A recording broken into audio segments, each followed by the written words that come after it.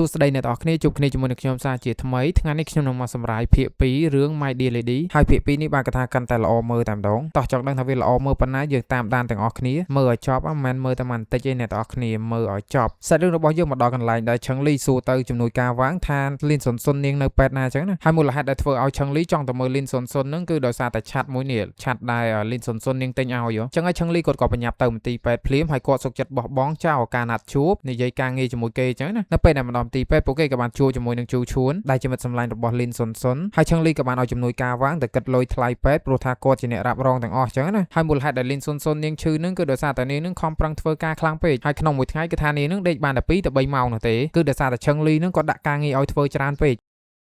ហើយជូឈួននាងក៏បាននិយាយប្រាប់ទៅឆឹងលីនិយាយបែបបន្ទោសឲ្យអញ្ចឹងណាថាលីនសុនសុននឹងនាងប្រឹងខ្លាំងណាស់ដើម្បីធ្វើជាជំនួយការរបស់លោកនាងបានស៊ើបសួររកអ្នកដែលមើលថែផ្ទះឲ្យលោកសាមុនដើម្បីចង់ដឹងពីទម្លាប់រស់នៅរបស់លោកអញ្ចឹងណាហើយរកការងារណាដែលនាងអត់ចេះធ្វើគឺនាងបានទៅសួរគេឡើងពេញនឹងតែម្ដងនាងព្យាយាមខ្លាំងណាស់ដើម្បីការងារមួយនេះហើយមិនក៏លោកមើលមិនឃើញពីការខិតខំរបស់នាងបើលោកអត់ពេញចិត្តនាងលោកដេញនាងចេញទៅនៅពេលដែលជូឈួននាងនិយាយរួចឆឹងលីក៏បានសុំទោសទៅកាន់ជូឈួនដែលគាត់នឹងប្រាឲ្យលីនសុនសុននាងធ្វើការច្រើនពេកហើយគាត់អ្នកចំណាយថ្លៃពេទ្យទាំងអស់ហើយក៏បានឲ្យច្បាប់ឲ្យលីនសុនសុននឹងសម្រាប់មួយអាទិត្យផងដែរចាំចូលធ្វើការវិញបន្ទាប់មកឆឹងលីក៏សម្លឹងមើលទៅលីនសុនសុនតាមកញ្ចក់ទ្វារហើយលីនសុនសុនក៏បានមើលមកឆឹងលីវិញផងដែរខ្សែភ្នែកមើលគ្នាទៅវិញទៅមកគឺថាបែបស្នេហាតែម្ដងហើយខ្ញុំអ្នកសម្រាយមើលឲ្យគឺថាលួចអញឹមម្នាក់ឯងតែម្ដងហើយគ្នាយើងមានអ្នកលួចអញឹមដែរអត់បើលួចអញឹមកុំភ្លេចខមមិនប្រាប់ខ្ញុំផងកុំឲ្យថាខ្ញុំនឹងអញឹមតែម្នាក់ឯងអញ្ចឹងណាហើយសាច់រឿងក៏បានកម្មមកដល់ផ្ទះរបស់ជូឈួនហើយលីនសុនសុនរបស់យើងនឹងគឺថានាងនិយាយសរសើរទៅកាន់តកែរបស់នាងនឹងមិនដាច់ពីមាត់នោះទេថាតកែរបស់នាងសង្ហាបកែឆ្លាតអីចឹងហើយថែមទាំងចិត្តល្អទៀតបានគេឲ្យសម្រាប់មួយអាទិត្យនិយាយលើកជើងគេបដ ாய் ជូឈួនក៏បាននិយាយថាកុំតន់ជឿគេពេកប្រយ័ត្នគេបោកស៊ីស៊ីនណារយៈពេលមួយអាទិត្យក៏បានមកដល់ហើយឆឹងលីនៅពេលនេះគាត់ក៏បានដាក់ការងារឲ្យលីនសុនសុនធ្វើផងដែរក៏បានឲ្យលីនសុនសុននឹងទៅយកសិទ្ធិចែកចាយផលិតផលហើយទុករយៈពេលឲ្យនាងនឹងគឺតែមួយអាទិត្យទេហើយលីនសុនសុននាងក៏បានសុំឡើងប្រាក់ខែដោយសារតែនាងធ្វើការងារច្រើននាងត្រូវធ្វើការផ្ទះផងធ្វើការក្រុមហ៊ុនផងឆឹងលីគាត់ក៏យល់ព្រមហើយគាត់ក៏និយាយប្រាប់លីនសុនសុនថាការងារផ្ទះអីនាងមិនបាច់ធ្វើនោះទេខ្ញុំបានជួគេ2នាក់ហើយឲ្យតែធ្វើហើយឲ្យលីនសុនសុនរបស់យើងនឹងគ្រាន់តែទៅមើលគេបា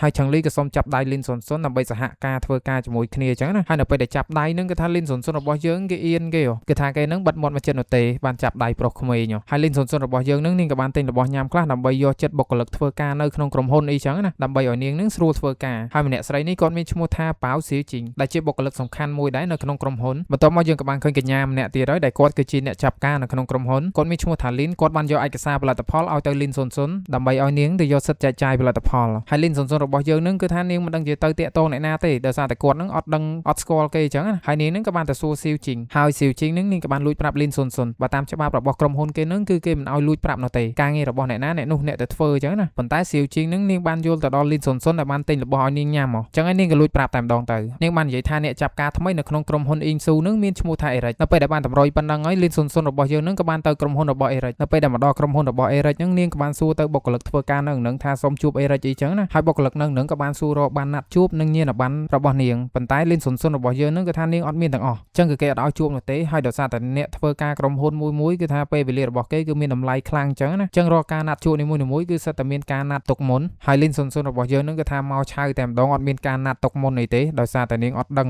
ងអញ្ចឹងនៅពេលនេះនាងមិនដឹងថាធ្វើម៉េចនោះទេដើម្បីបានជួបអេរិចហើយនាងនឹងក៏បានទេទៅជូឈួនហើយនាងក៏បានចុចបិទវិញផងដែរដោយសារតែអត់ចង់រំខានជូឈួនអីចឹងណានាងចង់រកវិធីដោះស្រាយដល់ខ្លួនឯងអញ្ចឹងនៅពេលនេះនាងក៏បាននឹកឃើញកំណត់មួយនាងក៏បានកំងអីវ៉ាន់ហ្នឹងហើយឲ្យអ្នកដឹកជញ្ជូនហ្នឹងយកអីវ៉ាន់ហ្នឹងទៅឲ្យអេរិចដល់ផ្ទាល់ហើយនាងនឹងក៏បានចាំពួនមើលផងដែរដើម្បីចង់ដឹងថាអេរិចហ្នឹងជាអ្នកណាហើយយើងក៏បានឃើញថាមានបរិសម្នាក់បានមកយកអីវ៉ាន់ហើយគាត់ហ្នឹងមានឈ្មោះថា Peter ដែលជាជំនួយការរបស់អេរិចហើយលីនសុនសុនរបស់យើងហ្នឹងគឺថាច្រឡំថា Peter ហ្នឹងគឺជាអេរិចចឹងណានាងហ្នឹងក៏បានឈរចាំនៅមុខក្រុមហ៊ុនហើយមួយសន្ទុះក្រោយមកក៏បានឃើញ Peter ដើរចេញមកពីក្រុមហ៊ុនហើយនាងហ្នឹងក៏បានទៅសុំចាប់ដៃ Peter សុំរំខានពេលរបស់ Peter 10នាទីចឹងណាដើម្បីនិយាយគ្នាហើយនៅពេលដែលនិយាយការងារហ្នឹងលីនសុនសុនរបស់យើងក៏បានចុចថតសំឡេងផងដែរហើយលីនសុនសុនរបស់យើងហ្នឹងនាងក៏បាននិយាយថានាងសូមឱកាសដើម្បីដាក់សំណើធ្វើជាតំណាងចែកចាយផលិតផលអីចឹងណា Peter ក៏និយាយថាដាក់បានតើប៉ុន្តែទាល់តែបើវាចឹងណាហើយប៉ែ Peter ហ្នឹងក៏បានយកដៃទៅងែផ្លូវរបស់លីនសុនសុនហើយលីនសុនសុនរបស់យើងហ្នឹងក៏រត់ចេញពីឡានតែម្ដងនៅពេលដែលប៉ែ Peter ហ្នឹងធ្វើអញ្ចឹងហើយប៉ែ Peter ហ្នឹងក៏បានមកចាប់ដៃរបស់នាងហើយក៏បាននិយាយថានាងអត់ស្គាល់ច្បាប់ទម្លាប់ទេអីលីនសុនសុននាងក៏បាននិយាយថានាងមិនមែនជាស្រីលក់ខ្លួននោះទេនាងគ្រាន់តែចង់ធ្វើការបែបត្រឹមត្រូវអីចឹងណាមិននឹកស្មានថាអេរិចចរិតបែបហ្នឹងសោះ Peter ក៏និយាយថាគាត់ហ្នឹងមិនមែនជាអេរិចនោះទេគាត់ក៏ជាជំនួយការរបស់អេរិចលីនសុនសុនរបស់យើងហ្នឹងគាត់ជាអ្នក ច្រឡំខ្លួនឯងនោះទេហើយ Peter នឹងគាត់ក៏អត់ដឹងដែរគាត់ស្មានតែ Lin ស៊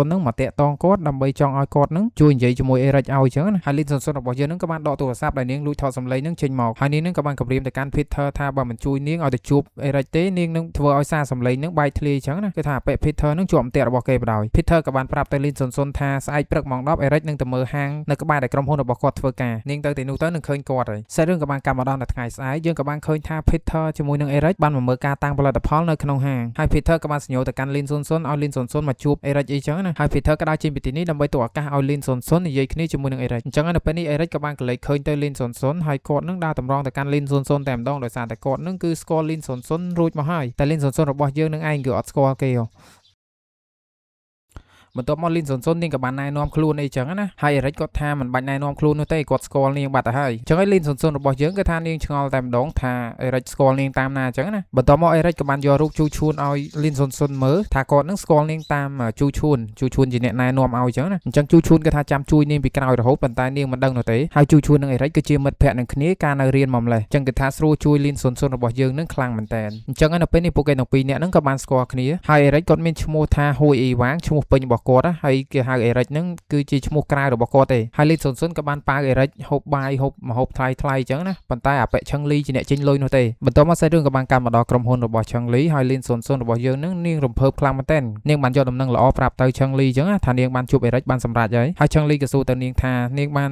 នសិទ្ធចែកចាយឲ្យមែនទេ Lin ស៊ុនក៏ឆ្លើយថាអត់ទាន់បាននោះទេឆឹងលីក៏និយាយថានាងនៅសល់ពេល4ថ្ងៃទៀតនឹងត្រូវបញ្ឈប់ពីការងារហើយបើយកអាសិទ្ធចែកចាយផលិតផលនឹងអត់បាន Lin ស៊ុននាងនិយាយថាអត់ទាន់យកបានសិទ្ធចែកចាយមែនក៏ប៉ុន្តែគេឲ្យពួកយើងនឹងដាក់សំណើថ្មីហើយអញ្ចឹងគឺអាកាសជោគជ័យគឺ 80% ហើយឆឹងលីនៅពេលដែលលឺអញ្ចឹងហើយគាត់នឹងខំធ្វើពុតលាក់ទឹកមុខធ្វើមុខស្អុយប៉ែអីចឹងណាហើយគាត់នឹងក៏បានឲ្យ Lin ស៊ុនចេញទៅហើយបន្ទាប់ពី Lin ស៊ុនចេញទៅបាទគាត់ថា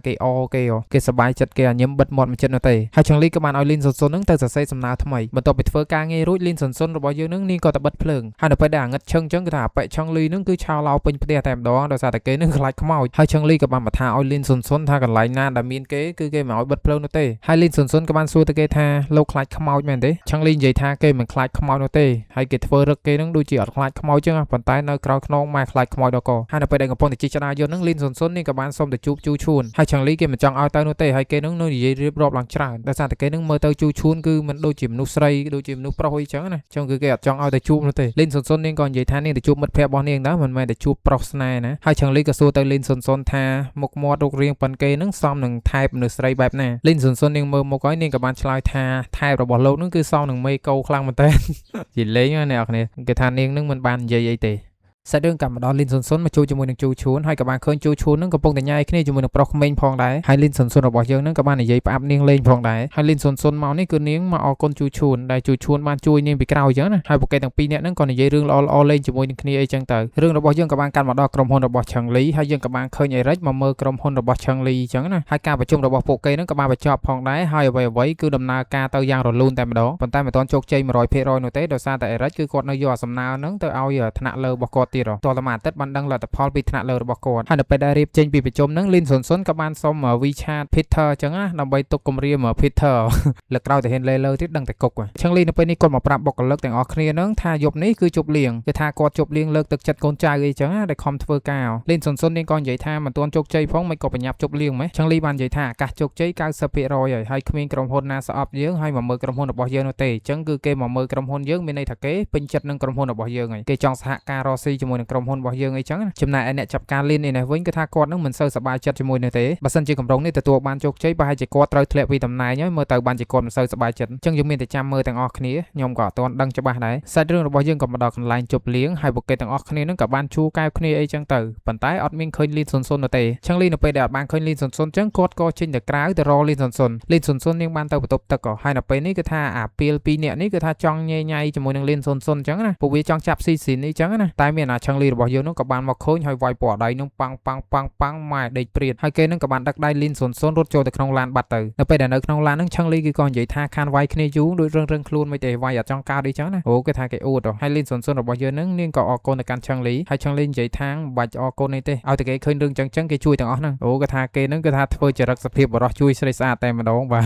ហើយ Lin ស៊ុននាងក៏បានឃើញដៃរបស់ឆឹងលីហ្នឹងមានរបួសហើយនាងហ្នឹងក៏បានបិទបង់ឲ្យចឹងណាហើយពួកគេហ្នឹងក៏បានសម្លឹងមុខគ្នាទៅវិញទៅមកអីចឹងទៅគឺថា បែបស្នេហាអូមិនបាច់ប្រាប់ថាបែបស្នេហាក៏គេមើលទៅដឹងដែរហើយលីនសុនសុននាងក៏និយាយរឿងអតីតកាលរបស់នាងកាលនាងនៅរៀនអញ្ចឹងណាកាលនាងនៅមានអាយុ18ឆ្នាំគឺថាមានប្រុសវាយគ្នាទៅដើមនាងអីចឹងណាការគេនៅរៀនគេស្រីស្អាតចឹងលីគាត់ក៏និយាយថាគិតច្រើនមែនអ្នកមីងពួកយើងអាយុខុសគ្នាច្រើនណាស់វាយគ្នាដណ្ដើមស្អីអ្នកមីង